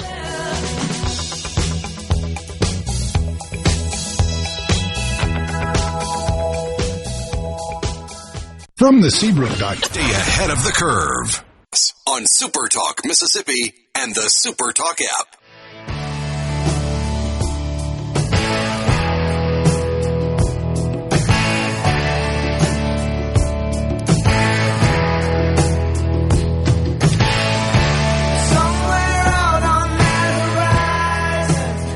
Welcome back. Mornings on SuperTalk Mississippi, presented by Community Bank, rooted in our community, communitybank.net. You can go to find out more. Joining us now, it is the holiday season. We are under 2 weeks until Christmas Day. This is the perfect time to talk to Cassandra Mobley. She's the interim CEO and COO of the Mississippi Food Network. You got any other positions you're going to take, or are you kind of maxed out at the 2 right now, Cass? Well, since I've been at the food bank for 22 years, I've always worn a lot of hats. So it's not anything new. And, I feel like it's my second home. So if they decide to add more hats to me, I guess I'll just wear them. And I want to start with something because I led in talking about it being the holiday season and we need to pay attention to the food bank and the good work you do. I think we fall into the trap, though, sometimes. A lot of people, that's the only time they think about the food bank is during the holidays. And that's a year-round effort from you guys, isn't it?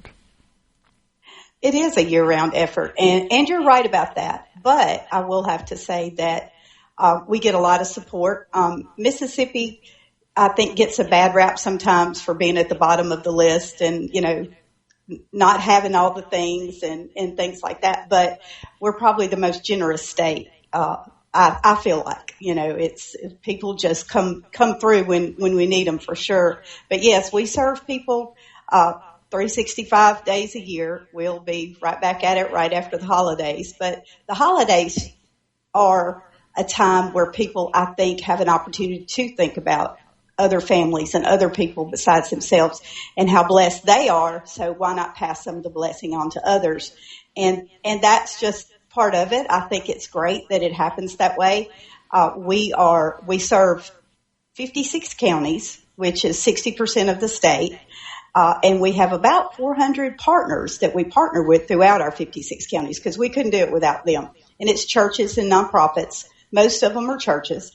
And they're the ones who are the boots on the ground serving the people in their communities. And they know who they are. And that's who people come to for help in Mississippi. So we want to highlight our partners and what they do in their communities. And we just do everything we can do to help them. Now, having said that, I don't want this to get buried right at the end of the segment, so we're going to go here right now. What can people do to help you help those boots on the ground to make sure everybody has what they need, not only during the holiday season, but year-round? What can the average guy or girl out there do to help you? Well, we have a lot of opportunities. Of course, first and foremost is donate. It takes money to do what we do. It takes money to do everything. And that's one of the things that we can take $1 and, feed 6 meals. So that's the advantage we have because we do a lot with donated food. We do a lot with good pricing on food and things like that. So we're able to do a lot with $1. So donations, and that can be done through our website. You can also volunteer. So that's one of the things that over the last 2 years we've really grown a lot is our volunteer program. We're doing a lot more things program-wise at the food bank to get food out to people. And so we pack senior boxes every month. Over 12,000 of those go out every month. So we need hands to do that, obviously. We have a small staff. So we need volunteers for that. And we do backpack meal kits for children, over 2,000 a week. So those have to be packed and distributed, those kinds of things. And just people do food drives, and food drives are great because we love to get the food in, and people will. This past few weeks with the government shutdown and some of the things that happened, we saw such an outpouring of support from the community, and people were having Instacart groceries sent to the food bank, which was the first time. I thought it was awesome. You know, there's groceries appearing on our doorstep. People were pulling up in their cars and their trucks and just unloading them on our dock, and we were taking it. And so we take that food and we get it right back out to our partners, and they get it to the people in need. So it's been a great experience. Rough estimate, how many people a month are helped by the Mississippi Food Bank? About 180,000 a month. Wow. That's a lot. That's a lot of people. That's a lot of people that you're making a difference in their lives when you help the Mississippi Food Network help them. And it goes back to what you were saying. I want to call out one other thing because, economically, not everybody has the money to send Instacart to the food bank to let it be redistributed to people that need it. But you can still volunteer with your time. Doesn't cost a penny, but you can go put in a little effort and have just as big of an impact, right? Yes, exactly right. And we love for volunteers to come. It allows us to be able to just show people, you know, what we do and how, not really easy, but how simple it can be to help people, you know, and using your time. And time is valuable, and we know that. And so when people want to come and invest their time with us, we do value that. And we hope that we make friends for life, that, you know, they'll want to come back and do more with us. And because our staff is very invested in it, and we're all Mississippians too. You know, we live here. These are our communities. These are our people. And we feel the same way. We want to make an impact on these families and seniors that really need us. Well, and there's one thing that I don't really think is talked about, but helping people is addictive. When you show up and you start helping, you want to do it more, and you want more and more. It's probably the most healthy addiction I can think of, because it does have that effect. When you do it once, you want to come back and do it again, don't you? Oh, for sure. Well, I think that's probably why most of the people that work in the nonprofit industry do it, because it's certainly not because they're going to get rich working in the nonprofit industry, because that's not going to happen. But it's, yes. So when people are able to come and actually physically do something that they know is going to go to someone else, I mean, it certainly has to click with them that, you know, this feels really good. And we definitely want to give people that opportunity. You know, like I said, we pack over 12,000 senior boxes a month. And a couple of years ago, we actually did a survey of some of the seniors that received those boxes from us. So we had some staff members actually call them and talk to some of them. And some of the things that we found out, first of all, were a little heart-wrenching to find out that some of these seniors don't talk to very many people very often. And that when they get that box of food, sometimes that's the first time they've talked to someone in a week or a month or whatever. So that was hard to hear. But the other part of it is they were so appreciative of getting that. And one of the ladies actually told one of our staff members that, you know, when she got that box of food, she knew that somebody out there cared about her. And, you know, our staff member was so touched by that. She said, yes. She said, we pack every box with love. And ever since then, that's been our thing with our boxes that we pack to go out, especially to seniors, is that we know on the other end of it, it's not just an anonymous box. It's going to someone who really needs it and who is really going to have an impact on maybe not just the food. Because, you know, food is one of those things that does demonstrate love. You know, we do everything around food, And just to know that we can provide that for someone, that they feel like someone is thinking about them and is trying to make a difference for them, that's what brings us back to work every day. Well, and that is so important, because what you just said there, I think, really illustrates why the Mississippi Food Network, the food bank, everyone who works on this, is thousands of people across the state that work on this every year, every day. We tend to sometimes look at it as a numbers game. Well, we have this many people we help. Well, we did this much. No, every one of those is a person. They're an actual, honest-to-goodness person, and you are making a difference and a positive change in their life when you help organizations like this. And sometimes I think we don't focus enough on that when it should be the focus of the entire thing, Cass. Oh, that's for sure. For many years, as far as the food bank was concerned, we talked a lot about pounds and, what we were doing. We're very industrial. I don't know if you've ever been to the food bank, and if you ever have an opportunity, we'd love to have you, and anyone. But, we have a warehouse, and we have equipment, and we have trucks, and the food doesn't sprout wings and fly off the shelves. It actually has to be, put on pallets and loaded on trucks and taken out. So there's a lot of work behind it.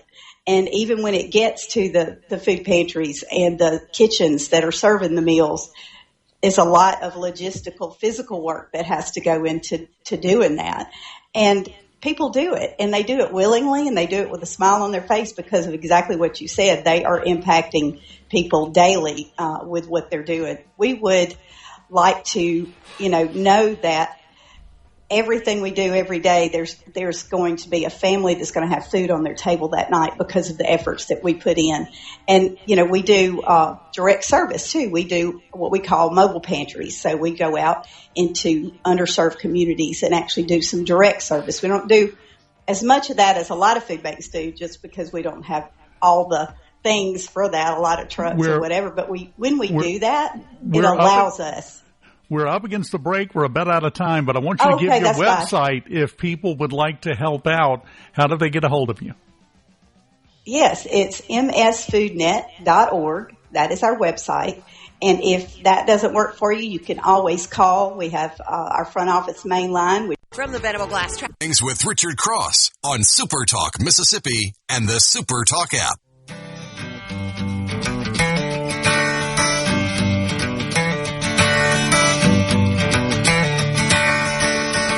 Hey lady, you got the love I need.